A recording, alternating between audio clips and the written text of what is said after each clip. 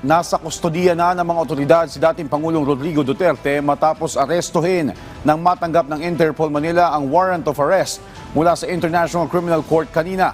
Ang detalye sa Balitang Pambansa ni Clazel Pardilla ng PTV Manila. Live, Clazel. Joshua, nasa kustodiya na ng pambansang pulisya si dating Pangulong Rodrigo Duterte matapos arestuhin kaugnay sa kasong Crime Against Humanity na kinaharap sa International Criminal Court.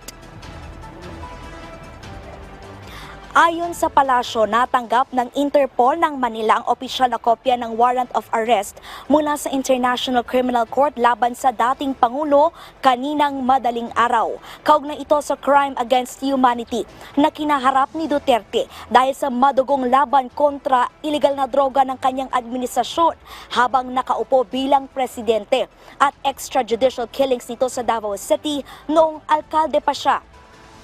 Inihain ng Prosecutor General ng ICC ang notification para sa arrest warrant sa dating Pangulo. Ang mga miyembro ng pambansang pulisya ang nagtupad ng warrant at tiniyak na may suot na body camera.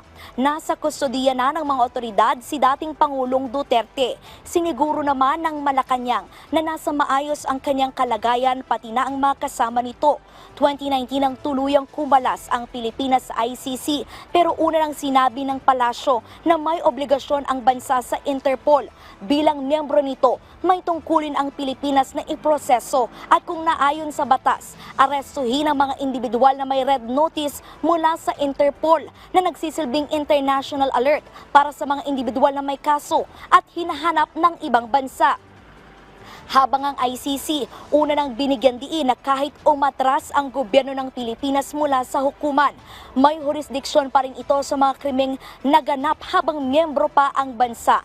Paglilinaw naman ni Chief Presidential Legal Counsel Juan Ponce Enrile, dapat o hindi dapat sisihin ang gobyerno ng Pilipinas sa kinaharap na kaso ni Duterte. Walang kaugnayan ang mga batas ng Pilipinas sa kanyang kasalukuyang problema dahil bunga ito ng mga batas na ipinatutupad ng International Criminal Court. Dapat anyang sikapi ng kampo ni Duterte na makuha ang kopya ng mga kasong isinampal laban sa kanya sa ICC para malaman kung bakit inilabas ang utos ng pag-aresto. Yan ang muna ang pinakahuling balita mula rito sa Malacanang. Balik sa iyo, Joshua. Maraming salamat, Clazel Pardilla.